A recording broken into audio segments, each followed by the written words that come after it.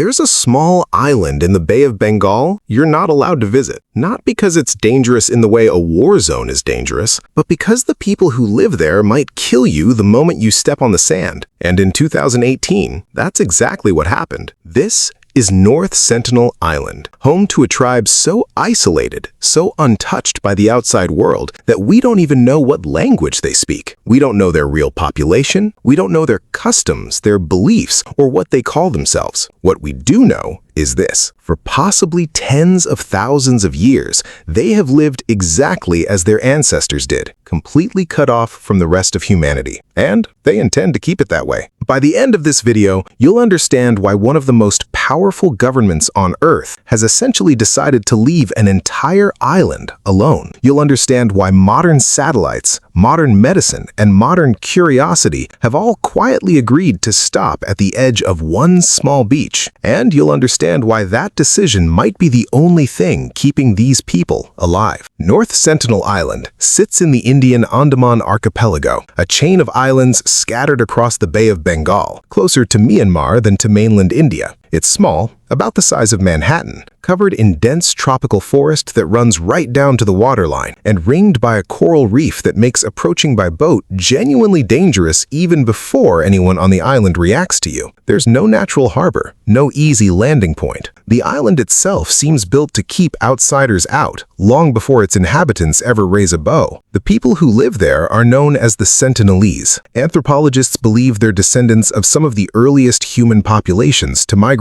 out of Africa, possibly tens of thousands of years ago, based on genetic studies of related Andamanese groups living on nearby islands. But because researchers have never been able to study the Sentinelese themselves up close, much of this remains an informed theory rather than a confirmed fact. We're essentially reconstructing their story from the outside, using clues from their neighbors and their behavior, because they've never let us get close enough to ask. What is confirmed is more recent and far more revealing. In 1880, a British colonial officer named Maurice Vidal Portman led an expedition onto the island, part of a broader colonial effort to survey and, in the language of the time, pacify the Andaman Islands. His team captured 6 Sentinelese people, an elderly couple and 4 children, and brought them to Port Blair, the regional capital. The adults, with no immunity to common outside illnesses, died shortly after. The children were eventually sent back to the island, reportedly carrying gifts, perhaps as some kind of half-hearted apology from an empire that rarely offered one. It's a small, brief historical footnote, barely a paragraph in most colonial records, but it may have shaped everything that came after. For a people with no written history, trauma doesn't disappear. It gets carried forward through memory, through story, through instinct passed from parent to child. Many researchers believe this early encounter helped establish a pattern the Sentinelese have followed ever since.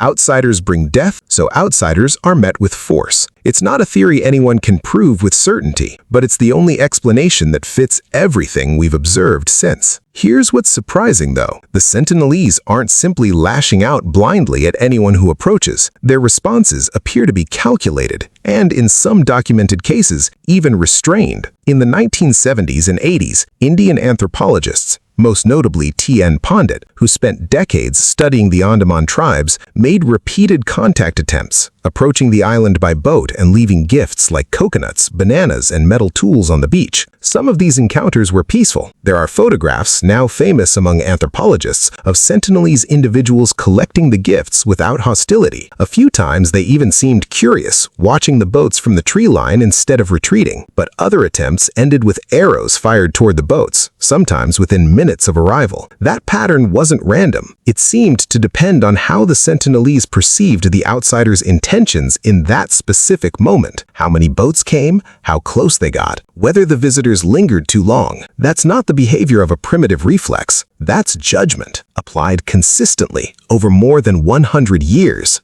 There's another incident from this era worth knowing about, because it shows just how far the Sentinelese will go to enforce that boundary. In 1981, a cargo ship called the MV Primrose ran aground on the island's reef during a storm. The crew was stranded, watching from the deck as Sentinelese men gathered on the beach, building weapons and preparing what looked like an assault on the wreck. For over a week, the crew waited in fear until a helicopter finally airlifted them to safety. The ship itself was never reclaimed. It sat rusting on the reef for years, a strange, hulking monument to just how seriously the island's residents guard their shore. By 1996, Indian authorities officially ended these contact expeditions. The reasoning was straightforward. Every interaction carried a real risk of introducing diseases the Sentinelese had no immunity to, the same threat that killed the couple captured in 1880. A common cold to us could be catastrophic to them, potentially wiping out a population that may number only in the dozens or low hundreds. Nobody knows the exact figure, and getting close enough to count them isn't an option anyone is willing to risk. India then did something unusual for a modern nation-state facing an unexplored territory within its own borders. Instead of pushing for further contact or research, it moved toward almost total isolation. The government established a strict exclusion zone around North Sentinel Island, banning boats from coming within several nautical miles, and made approaching the island a criminal offense under Indian law. This wasn't just bureaucratic caution. It reflected a broader shift in anthropological thinking that had been building for decades, that the greatest gift science could give this community wasn't study, but distance, watching from afar rather than walking onto their beach uninvited. Then, in 2004, something happened that revealed just how self-sufficient and resilient the Sentinelese actually are. A massive undersea earthquake struck the region, triggering the Indian Ocean tsunami that devastated coastlines across South and Southeast Asia. Indian officials feared the worst for North Sentinel Island, assuming a population with no advanced warning systems, no radios, no emergency broadcasts would be caught completely off guard.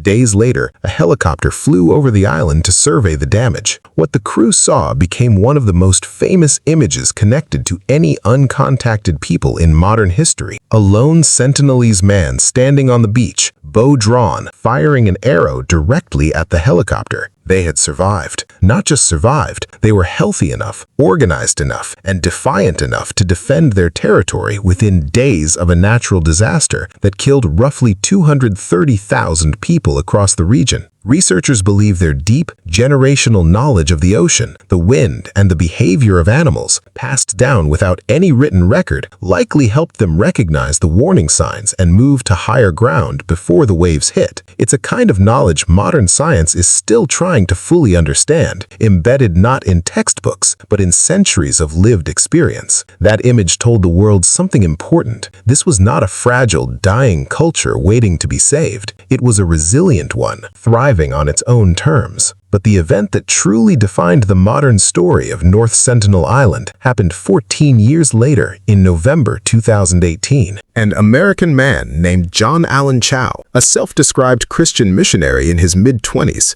paid local fishermen to illegally take him near the island. Despite the exclusion zone, despite the known risks, and despite the Sentinelese having fired warning arrows at him during a first attempt just a day earlier, Chau returned a second time, determined to make contact and share his faith. He was killed on the beach. The fishermen who had waited nearby reportedly witnessed Sentinelese individuals burying his body in the sand. Indian authorities, fully aware of the legal and human complexities involved, made the extraordinary decision not to retrieve his remains, recognizing that sending armed personnel onto the island risked far greater loss of life on both sides and would violate the very protections the exclusion zone was designed to uphold in the first place. Chau's death sparked global debate that's still ongoing. Some called it a tragedy of misplaced faith and reckless self-endangerment, a young man's convictions leading him directly into danger he'd been repeatedly warned about. Others saw it as, tragically, the Sentinelese doing exactly what they've done for over a century, protecting themselves from outsiders whose presence has historically meant nothing but harm. Both perspectives, in a sense, are true. It wasn't malice on either side that led to that moment. It was two radically different understandings of contact colliding on a beach that neither side was willing to share. Today, North Sentinel Island remains almost exactly as it has for generations, an unanswered question by deliberate design. No government agency is racing to make contact. No research team is pushing for access. In a world where satellite imagery can map nearly every square foot of the planet, and where isolation of any kind has become almost impossible to maintain, the Sentinelese continue to live entirely on their own terms, hidden in plain sight, just miles from commercial shipping lanes. It's worth remembering that North Sentinel Island isn't an isolated case in the region. It's the most extreme example of a pattern found across the Andaman Islands. Other tribes nearby, like the Jarawa, have had limited, often difficult contact with the outside world over the past few decades, and that contact has brought its own problems: exploitation, disease, and cultural disruption that anthropologists still debate the full impact of today. In many ways, the Sentinelese's continued isolation looks less like an accident of geography and more like a cautionary tale other tribes never had the chance to act on. That's part of why so many experts now argue for a policy of complete non-interference, even though it means we may never fully understand who the Sentinelese are, how they see the world, or what their lives are actually like day to day. It's an uncomfortable position for a species that has mapped the ocean floor and photographed the surface of Mars, yet still can't tell you what happens on a small island a few hundred miles from a major city. That silence isn't a failure of modern science. It's arguably one of its most difficult and mature achievements: the decision to know less so that someone else could simply continue to exist.